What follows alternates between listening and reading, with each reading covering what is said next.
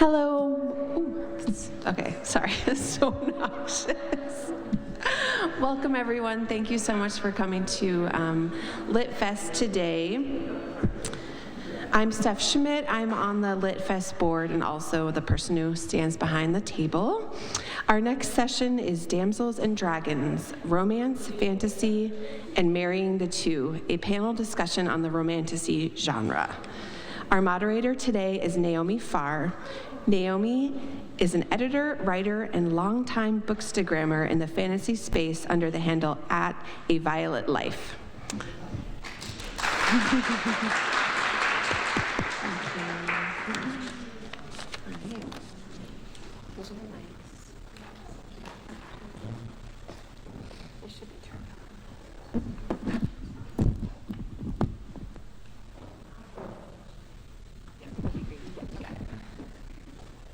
Welcome, hello. If you're here for an author chat about romantasy novels, you are in the right place.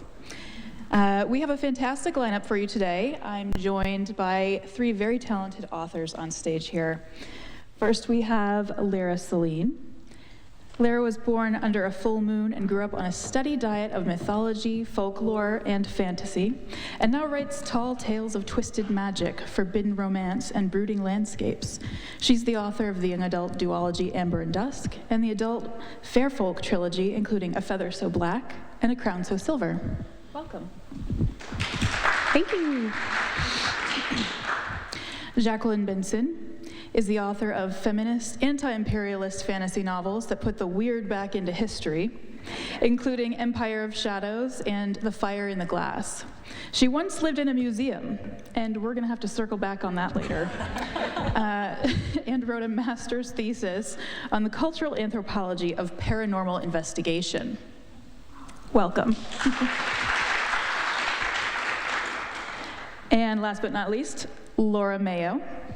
In addition to being a two-time winner of her town's annual pie contest, Laura is also a fantasy writer. Some of her other interests include reading, sewing, cooking, baking, admiring her air plant collection, and getting figuratively lost in deep, dark woods. How to Summon a Fairy Godmother is her first novel. Welcome. All right, we're gonna try our hardest to keep this spoiler-free. No promises. First of all, I would just like to briefly go over some summaries of your first books in your latest series. A few sentences each, if possible. A Feather So Black is a Celtic-inspired Swan Lake reimagining told from the perspective of the Black Swan. So in it, a changeling princess is sent to the fairy realms in order to rescue her adoptive sister and bring her back. But of course, things are more dangerous than she expected, and she is forced to confront the truth of her nature, all while, juggling a love triangle. Empire of Shadows is the first book in the series I'm working on right now, and that is a Victorian historical fantasy adventure about a lady scholar and a shirtless American surveyor who have to run off in search of a lost Central American city. So think like The Mummy, but with real history, anti-imperialism, and more kissing. And How to Summon a Fairy Godmother takes place 18 months after the original events of Cinderella and follows the younger of the stepsisters, who is arranged to be married to someone who's pretty awful. So she decides to try to summon the fairy godmother herself, and the fairy godmother isn't going to do anything for her right away. She has to prove herself first, and then it's magic and mayhem commence after that. I just want to make an aside here that though this panel is called Damsels and Dragons, all three of the female MCs in these books, they're all very different, but they're all super strong women, and I just really enjoyed reading all of them. So if you haven't picked up any of these books, you're in for a treat. Let's get into some romantasy stuff. So romantasy is undeniably having a big moment right now, but it's not as if it was never being written before now, right? So there's Bookstagram and Book Talk, which are having a big influence on this recent surge in popularity, but why are people craving it now? Why do you think it's blowing up now? I think you hit the nail on the head when you say it's not a new thing. Romantasy has been around for, I mean, we can argue that it's been around since fantasy has been around. You know, I think whether you want to call it fantasy romance or romantic fantasy, you know, I think there is a nuance there. But I think the term is really the only thing that's actually new. I think fantasy with strong romantic threads has literally been around and has been loved by fantasy readers for an incredibly long time. And I'm happy that it's having this surge, but I do think that it's something that has been around and been really popular even before now. I would argue, too, that the genre, a lot of the strongest themes that you see in there are about women finding their own power, and also about finding power through connection. And I think that the world is clearly craving that right now, and I really have no idea why our political environment would add to that. I agree with what you guys said. I think romantasy having a moment also is just sort of with the new acceptance of read what you like and like what you read, and that's okay. And so I think that's kind of where the term started blowing up, as opposed to like it's been here, it's always been here, but now it's kind of people are allowed to kind of say they like it. So Yeah, read what brings you joy. What comes first for you when you're writing, the fantasy or the romance? Which plot do you You guys got to go first, because I'm sitting here like masquerading as a fantasy romance novelist when actually I write like historical fantasy. So for me, the history tends to come before either of those things. It's a little bit of a chicken and an egg, to be honest. I think for me, often the relationships, for me, it goes world first, and then characters, and then story. So I think the world is often what comes to me first, but then what the characters are doing in the world and what their relationships with each other look like, and that may mean family, you know, familial or friendships or romance. That sort of comes next, and then from there, I think the plot coalesces. So it's sort of hard to say which comes first, the romance or the fantasy. It's all a big glom.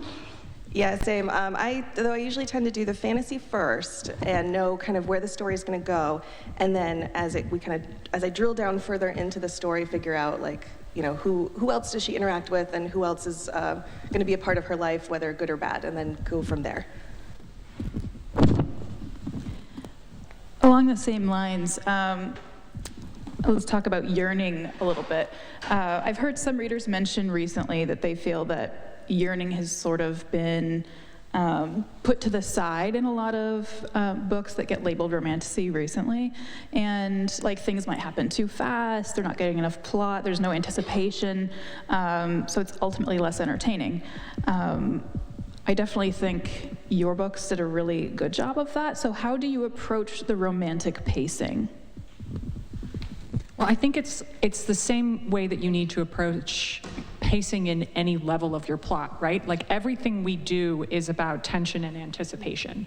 So especially in romance, you usually know where the story's going. You might not know who it's going to go there with, or maybe with everybody, but you know it's going there. So the question becomes about how to build and maintain those question marks about how this is going to happen, who is it going to happen to, and what's going to get in the way as you're going there. So even in a story where your characters might romantically connect really quickly, you could still have yearning and tension. You just probably need to draw maybe more external conflicts into the relationship to build that out. And that's where sometimes the romance plot and the fantasy plot can kind of play off each other and work with each other, because it's all about drawing out that sense of excitement about where you know the story's going to go.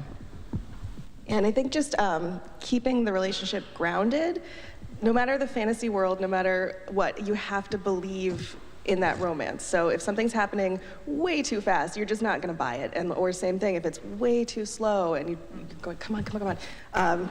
You have to believe the story, the romance within it for it to be at all appropriate, at all fun. So.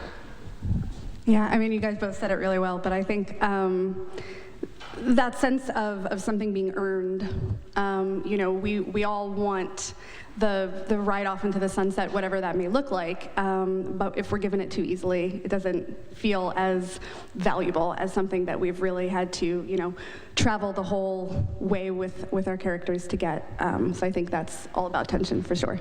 And I would say too, when you talk about grounding, really focusing on character and on who these people are and how their personalities kind of challenge each other and where their personalities meet and support each other, so that you want people to believe that connection deserves to be there. I imagine sometimes it's probably pretty fun when you get to a point as a writer where you're like, oh, they finally kissed. Yes. On that note, let's talk spice ratings. So for those who are unfamiliar, in the romance genre and romantasy, the pepper emoji is frequently used as a measure of this. So, how would you rate your own books? Out of 5 pepper emojis, number 1, or 1 pepper would be maybe some kissing, but anything more is behind closed doors. And 5 being super sexy, possibly erotic, multiple longer sex scenes. Green bell pepper for what I write. But there's, I think there's just a little bit of kissing. So there is the romance in it, but that's just, I have a lot of, I slightly envy people who can do that. That's not one of my skills, but I love reading it. So, but yeah, I'd say very minimal spice in mine. Green peppers are romantic too. Yeah, it can be, yeah. I'm in the kind of 1 to 2 range, so I write closed doors. So there's sex that happens in my books, but we usually discreetly close the curtain when that's taking place. But there's also very frank conversations that people will have about it, so it's very much an open part of the story. And I chose that approach because I'm specifically writing in that more historical fantasy genre, and because, like I said, I'm a total imposter up here. The love story and the kind of adventure plot in my books tend to be pretty balanced, and that felt like the closed door, pull the curtain. The closed door approach felt like a better fit for that particular genre. I kind of take issue with the chili pepper rating sometimes, because I feel like it's so personal. What's racy for me may be super tame for somebody else, or vice versa. So mine probably falls somewhere in the middle. I would say there are some open door scenes, but most of the language is figurative, if that makes sense. I deal more in the emotion of it and the metaphor of it. And sometimes it gets, I guess, a little explicit. But yeah, probably somewhere in the middle. I think a lot of the pepper emoji ratings have probably come through social media. That's a big... Well, and also people love to have rate things. flavors. People have pepper flavors. Yes. And there's nothing wrong with making it clear that your book is going to be somebody's jam. True. Another thing to have come out of social media a lot lately is the popularity of trope naming. And it seems like romantasy is big on that, at least when book influencers and just readers are talking about books. Do books need to have multiple tropes these days? I mean, I suppose they always have, but now people are very into naming them. That's how they're being marketed often too. They might have 6 or 7 or more tropes listed. And for those who are wondering, I'm talking about enemies to lovers, only one bed, grumpy sunshine. Those are tropes in the book world, which could work for movies too.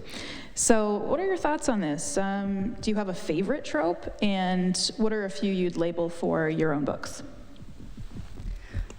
So I think, like Jacquelyn mentioned with the chili peppers, I think tropes can be really useful in letting a reader know maybe a little bit of what they're going to get ahead of time, which can go both ways. It can be a bad thing or it can be a good thing. Like for me, for example, I know if something is like dark fantasy, like I'm just not going to read it, and that's useful. That's useful for me. It's just not my jam. So I think it can be useful. However, I think it can also be derivative. I think to even something like enemies to lovers, there's so many flavors of that. And in any particular book, you're going to have a different representation of that. So I think it's useful up to a point. I think social media has made us rely on that maybe a little too much. I feel a little conflicted about it. In my book, though, there are tropes. There's enemies to lovers, there's botanical magic, there's a stabby heroine, there's a love triangle. Yeah, I would concur with that. I'll actually say too, so I am self-published as opposed to traditionally published here, which also means that I have to do all of my own marketing for my books. Not that traditionally published authors do not also have to do a ton of their own marketing, but so I've had to, I played a lot with tropes and with social media to see what's effective, and I will say, you gotta have a really specific flavor, because if you say, like, my book would fit under forced proximity, but like that tells you nothing really about the relationship in the story. But if I say things like, scholarly suffragette meets, burly American surveyor, you've got a little bit of a better sense of the relationship that's there. I've had really good luck with tropes like, oops, there's a waterfall, or stolen trousers, like things that get a little more specific. There's some craft books that I've read around the subject that refer to some of the things like id lists and butter, where you get into some of these like more enticing and specific and evocative ways of describing Id lists. Id lists. So yes. like your id, Okay. like the id, like that part of you that's just craving a certain something when you're I've never reading heard a that, and I book. love that. But yeah, so I think tropes are a lot more useful when they are tapping more into those more emotive descriptions. Yeah, I'd agree with all of that. And I think mine sometimes, like you said, and sometimes you'll get the, like, I'm inverting tropes, like it's a grumpy instead of a grumpy sunshine. And which is, it's a lot of fun when you want to kind of quickly explain. But yeah, like you said, like that doesn't say anything about what the book is about or who I'm even talking about. Maybe the, grumpy sunshine is in my book as well. It's not the romance arc, but it's there. It's a friendship arc. So I think as long as, but at the same time, I love a good trope. Like, I love a good fated mate story. So when someone says that, I'm like, purchase, and like immediately, because I'm a huge fan. So I think as long, it's a double-edged sword, I think. Yeah, I love the more specific tropes, and they're almost like ingredient lists in a way, and I'm wondering, like, do you ever find them helpful from a writing perspective? Like, do you ever just list some tropes and be like, there's a recipe for a story? No, I don't. It's usually afterwards that I'll be like, oh yeah, I did that. I don't go into it being like, I'm gonna write about this, and I'm gonna write about this person, and I'm gonna like force it into this book as hard as I can because that's what I want to write about. It has to kind of, it kind of has to kind of go on its own and be its own thing, and then I'll go back and be like, oh yeah, it's this, it's that, and like you said, like you can get fun specific about different tropes that you've written. And I will say too, sometimes they feel like little tools you can have in your toolbox, and you can take one out and think, is there a way I can apply this? Like in the book that I'm working on, the third book in my series right now, I had a moment where I woke up and I went, fake engagement, and it was like everything just starts clicking into place in my brain because Is that a spoiler? well, the fun, well, you don't know who. But the fun thing about it is that when you play with a trope, there's always a certain set of reader expectations for how they think it's going to turn out because it's a structure they're familiar with. So when you get to take that and then think of how you're going to play with it, how you're going to make it a little more surprising, or you're going to make it a little more fun, or you're going to add some more of these id kind of qualities to it, I think that's when it can really serve your story well. Yeah, I think tropes offering opportunities for subversion is definitely always something that's on my mind. But like you said, going back to social media, I mean, it also gets tricky when you list something as a trope and there's arguments about it. Like, no, that's not it. And it's going back and forth on what the actual trope is when it doesn't necessarily matter sometimes. So that can be a little bit of a challenge. Yeah, lately I've seen a lot of discourse of like, is it enemies to lovers or is it rivals to lovers? And like, what the hell? Who cares? That leads us right into talking about kind of the way that you write and the way that you pace when you write.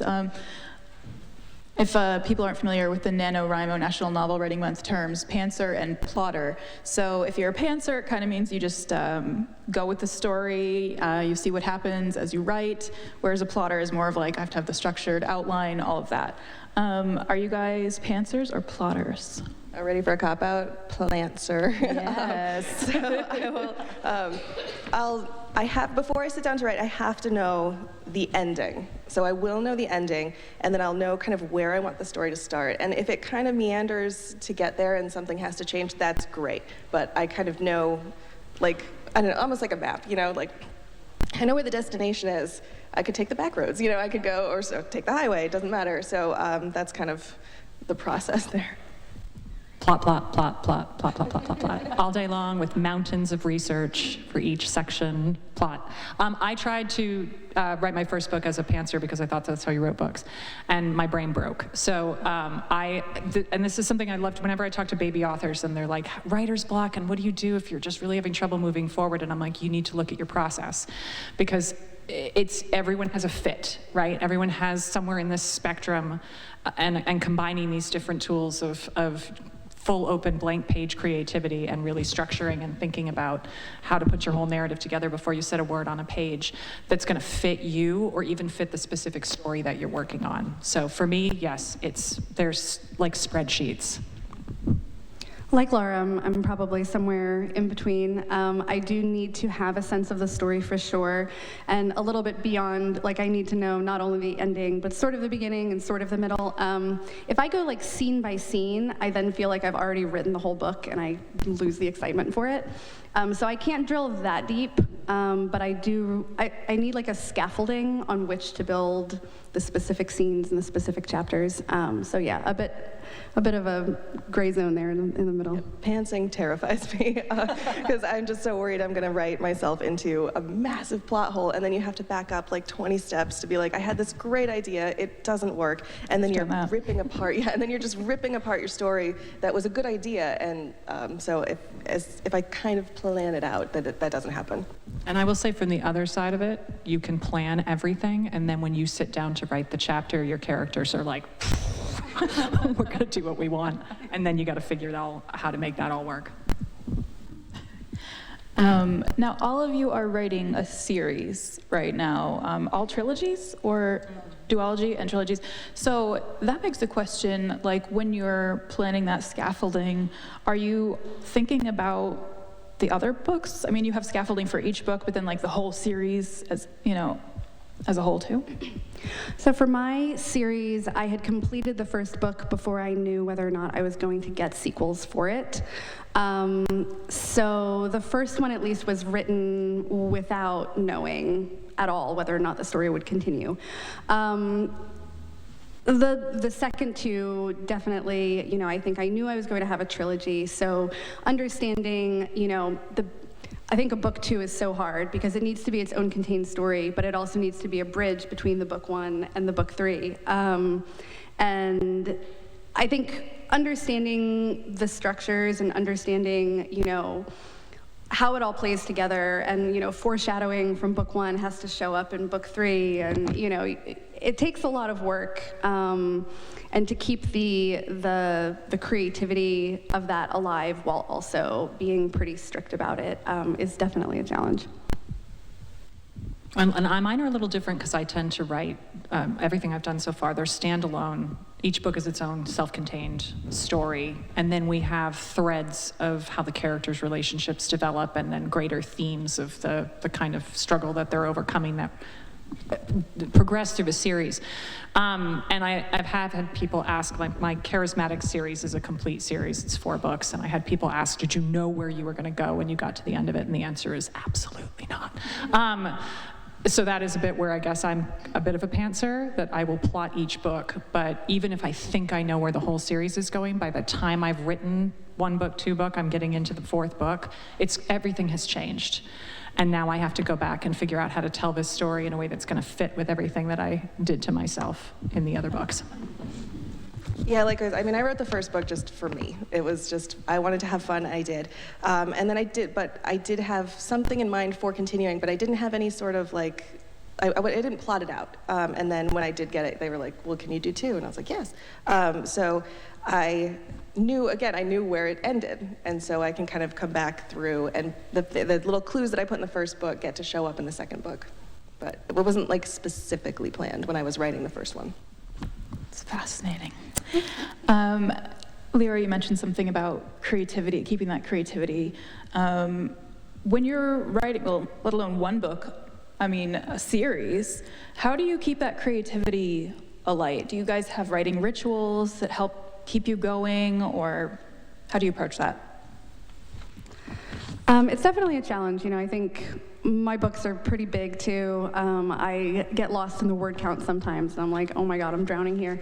I think for me, a tool that I actually developed, I didn't develop it, but have started employing in my own process this year is what I call dopamine drafting, where I pick a scene anywhere in my outline, and if it excites me, I write it. And it means that, like, I used to write really linearly. I would start chapter 1 and end at the final chapter. And what it means is my first drafts are a lot messier than they used to be, but it's way more fun because I get to pick what's exciting in that moment and just write it. And that's been really fun for me. I didn't know that had a name, because I was like, that's what I call it. I don't know what anybody else calls it. I think I do the reverse of that, where I'm like, if I'm writing something, I'm like, this is boring. Like, immediately I'm like, well, then something's wrong. Something's very wrong. If I'm not excited about it, if I don't think it's funny, no one else is, because I'm gonna like just plotting, just boring. So I have to be excited about it. And then if I'm not, then I get rid of it, and that's okay, and it's kind of a kill your darlings type situation. But so it's like, even if I like where this plot point is going, if I'm bored out of my mind writing it, then just abandon it. It's okay. So yeah, abandon it, or sometimes you look at it and you're like, why? Right. Where am I losing attention here? Where am I losing track of what my characters care about and what's driving them through the scene? So I will sit down and do kind of an exercise with myself, take a step back and just ask myself, why did I put this into the outline in the first place? What the hell is this scene doing here? And if all it's doing is moving like some external plot point along, is there another way I can do that someplace else? Or is there some more interesting character drama or something cooler that could be happening here if I just took a little bit more time to think about the other levels of the story besides just whatever box I was trying to check off. Did you call it dopamine drafting? Is that what you said? Yeah, that's what I call it. I love that. I love that. Yeah. Okay, next question is just a super fun one, hopefully, before we get into some author-specific questions. So if you, the author, were dropped into the world you wrote for 24 hours, where would you go? What would you spend your day doing? And reversed, if your main character appeared in our reality, where would they want to go? And would you be friends? If I got dropped into the world of my characters, I would probably go run and hide. It's dangerous there. No, I think I would have to go to a fairy revel at least once, just to, I wouldn't eat or drink anything. I'd be really careful, but I would have to go. And if my main character came to our world, I think I would feel really maternal towards her. I would be like, I'm sorry, I've put you through so much. Maybe I'd take her for a spa day. I don't know. I think if I dropped into my stories take place in the real world, but just like, in the 1890s. And I am assuming that I would be able to read Middle Egyptian hieroglyphics if you drop me in there. Of course. So I just plant me in front of like a really cool wall with like a nice section from the Book of the Dead, and I'm gonna translate every single one of those hieroglyphs, and I'm gonna think about like why they're talking about Thoth instead of Anubis, and I'll be there all day. And then if my heroine, Ellie, was here, I'd just take her to the nearest library, and then we would spend all day there and probably forget to eat. I love that, because I'm like, I would party. Like, I would go to the Palace of the Fae. Their parties last for weeks, so 24 hours would be like, great. So I love that you're doing that. And then if my character starts out very prickly. She's exactly who you think she is. She's the wicked stepsister. So I think it would depend on what time she came. Like if we're toward the end of the book, yeah, come on. But at the beginning, I don't know that we would be friends because I think she'd be really prickly. But I would probably, music is really important to her, so I'd probably take her to a symphony because I think she'd really get a kick out of that. The harpist, right? Yes. All right, these questions are for Lyra. How much research on Celtic folklore and language did you have to do? Your books are full of them. You have a glossary in the back, and I did find myself flipping back and forth to the pronunciation guide quite a bit, which is fine. I enjoy learning how to pronounce those things, but have you successfully learned how to say everything in the glossary? Yes and no. I think so I actually spent a year in Ireland as a child, which sort of sparked a lifelong obsession with Irish mythology and the language and culture. I actually took Irish in school because it is mandatory in their curriculum there. And it's a beautiful language. It also has so many dialects. So I actually ran into an interesting problem where the person I worked with to help me with my pronunciation guide, since I'm not a native speaker, was from a different region of Ireland than the audiobook narrator. So they pronounced the words completely different, even though they're both native Irish speakers because they're from different regions. So I think my pronunciation is not native. I have learned how, but there are phonemes that we don't even have in English, and it's a beautiful language, but very complicated. So I did do a fair amount of research. I wanted to, I felt representative in representing that culture that I was not born to, but I feel very strongly towards. I wanted to do it justice and do enough research. So hopefully I did. My other question was going to be about the audiobook with that, so you kind of answered that. But I'm very curious to listen. Like, I've read them, I'm curious to listen to the audiobook and see if I've been pronouncing things wrong in my head. But let's move to Jacquelyn. I'm dying to know what kind of research you did for Empire of Shadows and what prompted you to put Mesoamerican history at the center of this story. Do you have a personal interest in Mayan and Aztec archaeology?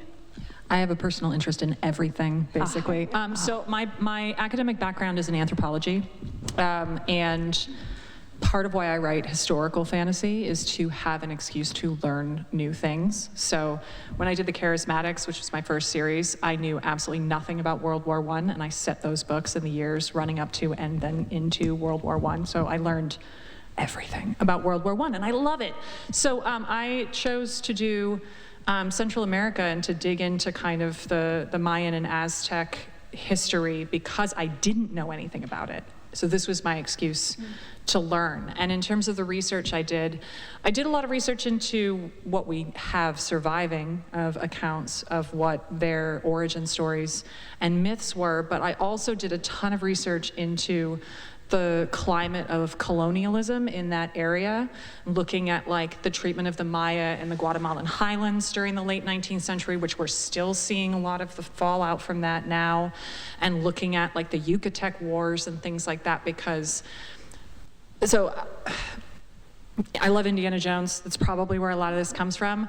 But as an anthropologist and one who, didn't get my degree 60 years ago, I'm very aware of cultural appropriation and of wanting to tell adventure stories that had that same sense of fun, but that had a real respect for and rooting in both the historic kind of ancient history cultures, but also in like what the descendants of those cultures were living with and dealing with in the period where my stories are set. I have to ask about the museum. You lived in a museum. Explain. In Maine. I lived in a museum, so I spent a few years as a caretaker for one of the historic New England properties, the Hamilton House in South Berwick. It's a beautiful space. We were very lucky to have landed there. But yeah, so we lived there for 3 years. We took care of the museum. Cool. And this might be more research or not. Are termites actually minty? I did look that up, so yes. No, I was just wondering if you had tasted them. There's like the only things that are made up in my books, apparently, Arlo and I talk about like animals. I've been called out on putting like badgers in Europe. Apparently they don't have badgers in Europe. And I called a bat a rodent in a book, and I got like reamed out on Goodreads for that. So I look everything. I'll look up the flavor of the termites, but I don't check whether, it was possums. I put a possum in Europe, and they don't have them over there. And that's the one thing I didn't check. I just had to ask. I thought that was really funny. Like, there's a lot of little funny, quirky things in throughout all of the knowledge that you gain from reading your books.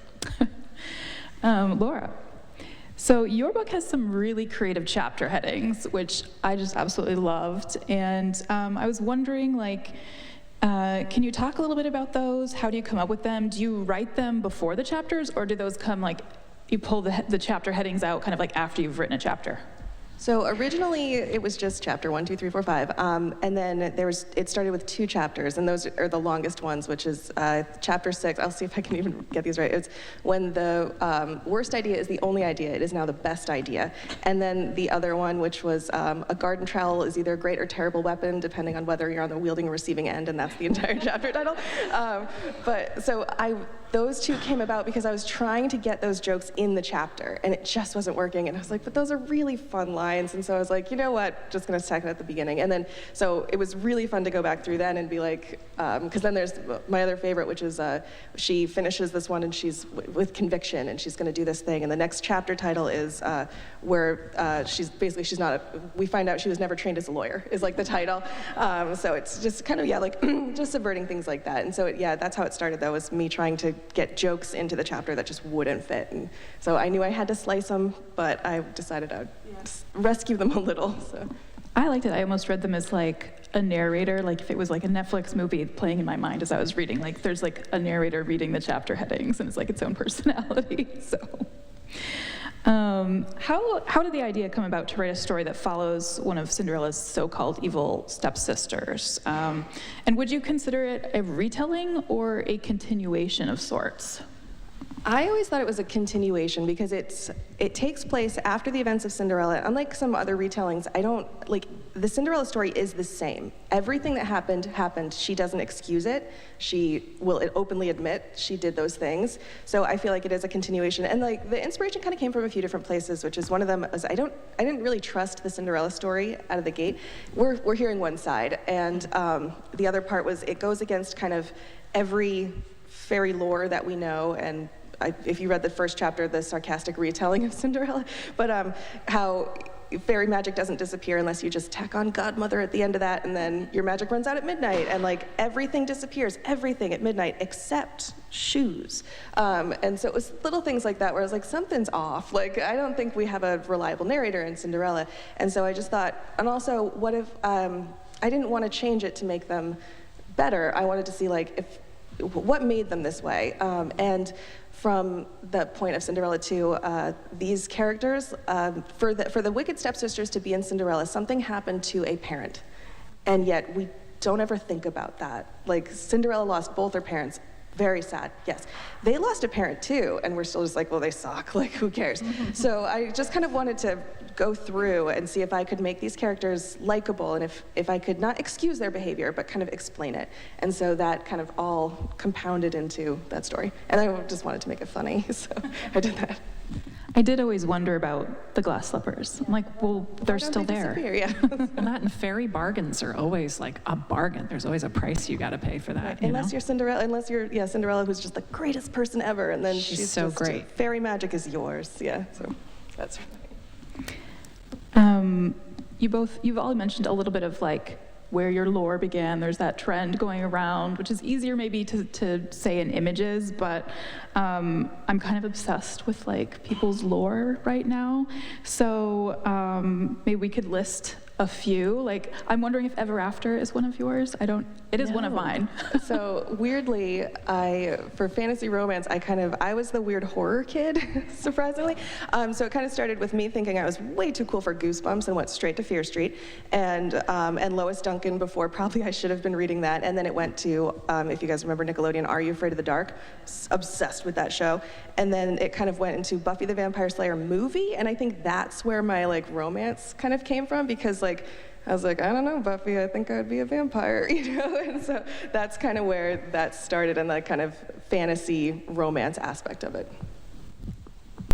Yeah, Indiana Jones, The Mummy, and also the entire Time Life Mysteries of the Unknown, as seen on TV series. I have them still. I have all of them, and I love them. I'd say those are my big ones, and then just like stacks of like Harlequin historical romance novels. Yeah, I would say like vintage Disney movies, the 90s, like Don Bluth, like Swan Princess is an obvious one for my Swan Lake retelling. Thumbelina, like those movies are so weird, and I watch them over and over and over and over again.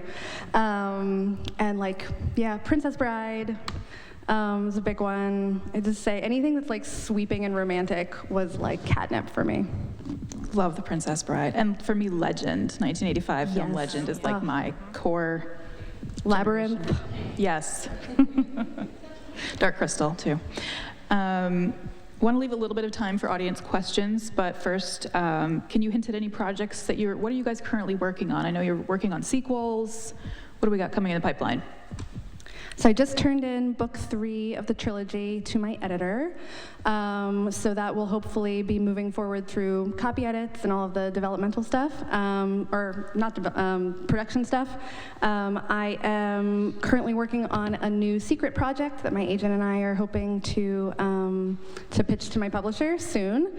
So that's been really fun. Whole new characters, whole new world, whole new everything. So I'm very excited about that, but can't talk about. I can't wait. So I'm working on the third Raiders of the Arcana book, and I am also, I have fallen into working with an organization called Authors Against Book Bans. Here in New Hampshire, we have 2 book banning bills that have each passed one branch of the legislature. So these are on their way to becoming a reality. They both target school library collections. And if anyone here is interested in helping me raise hell about these, there are flyers that I left over at Water Street across the street, or come and talk to me after this event, because if we are all here, I'm assuming it's because we all believe in the power of books to change lives, and that limiting what our children are allowed to read and how their imaginations are allowed to grow is harmful. So, Indeed. I'm working on book 2 developmental edits. First round are due on the 11th, so I have a week left. And then same thing, I'm working on a project that I really can't talk about, and that my agent and I are gonna pitch to the publisher. Same thing. You guys are such a tease. I can't wait for all these secret projects. And when does the second book come out? Is it this fall? Yep. Yes. October Okay. 7th. Woo.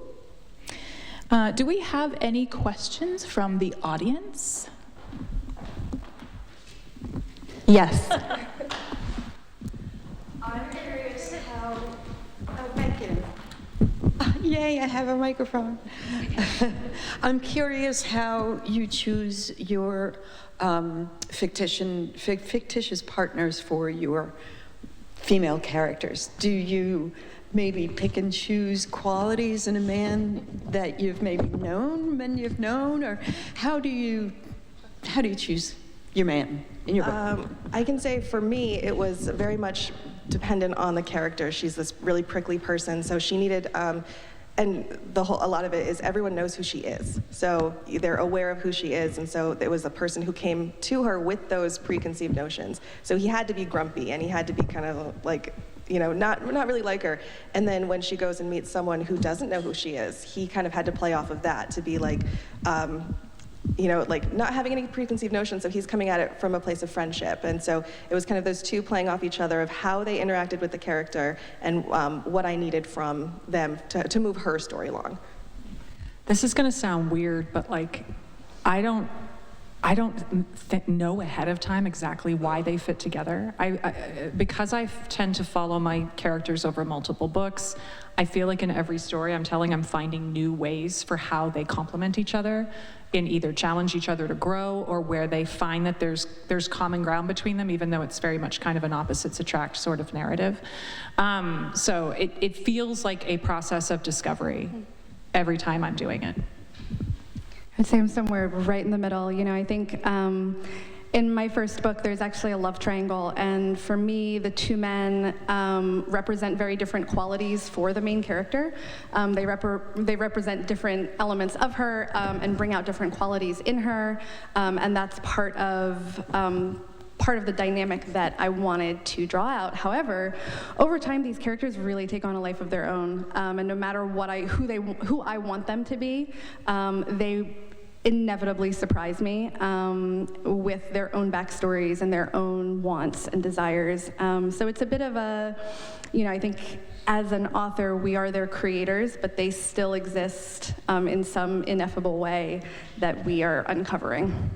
Speaking of tropes, it was, I didn't know I was writing a love triangle until people were like, it's a love triangle, like tropes. And I was like, wait, what? Like, it is? Okay. So sometimes, yeah, it can just take you by surprise.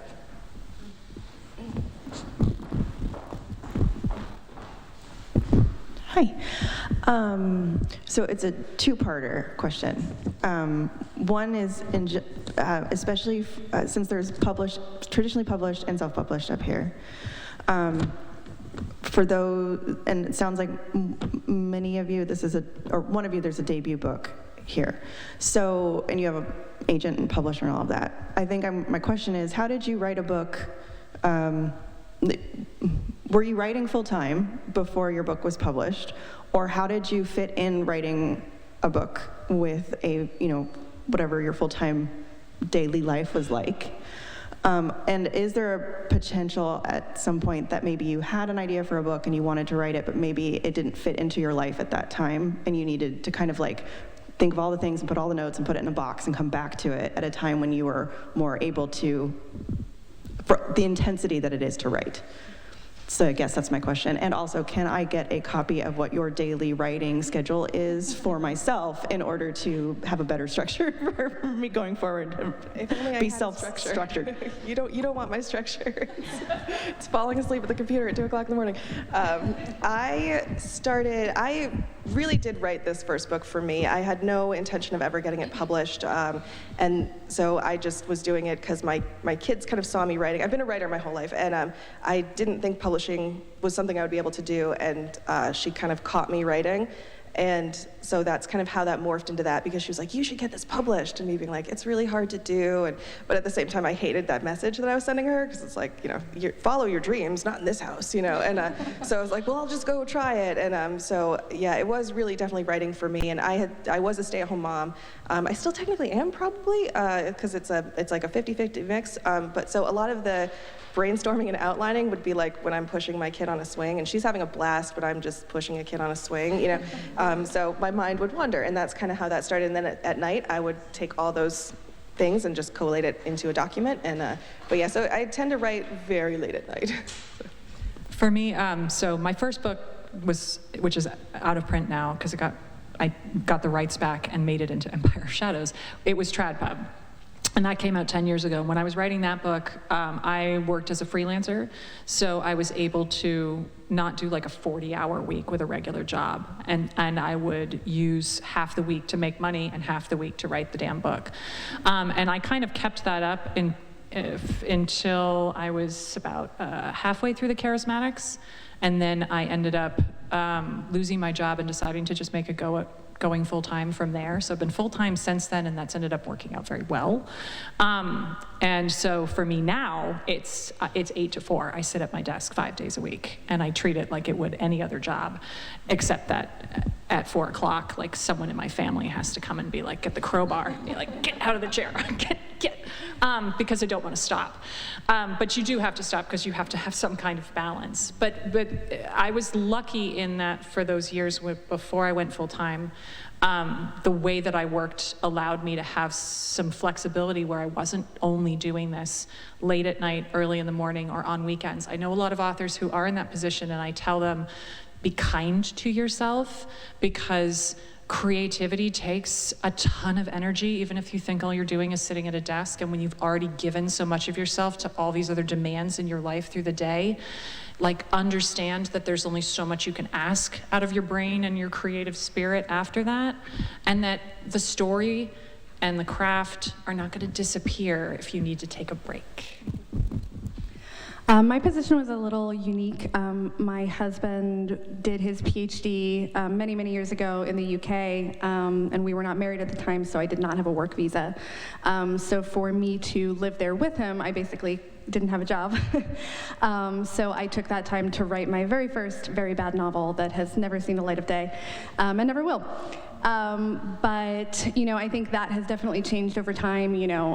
This particular book was kind of came out of when I was a very new mom. I just couldn't, I was up at all hours of the night, and I needed to do something with my brain besides think about my child. And this came from those, very, very literally dark hours at, 2 a.m. up nursing the baby. So I think, your point to flexibility is something that you make for yourself, but it also, the different seasons of our lives can make it really challenging to be creative, to be a creative, yeah.